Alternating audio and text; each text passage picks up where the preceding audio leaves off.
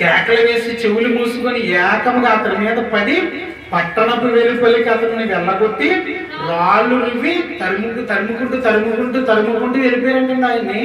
ఏం మాట్లాడాడయ్యా? బూతులు మాట్లాడా? ఎవరినైనా తిట్టాడా? వాక్యం చెప్తుంటేనండి ఆయన యొక్క ఆఖరి క్షణాలు చూడండి.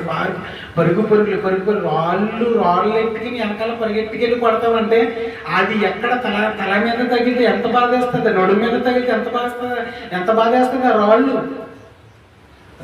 రాళ్ళు ఎలా ఉన్నాయి? సున్నపు రాళ్ళు అండి. అప్పుడున్న రాళ్ళు కొండ రాళ్ళు అండి. ఆ కొండ ప్రాంతం అండి అదంతాను కొండ రాళ్ళు. ఆ రాళ్ళు తగిలితే ఎంత బాధ.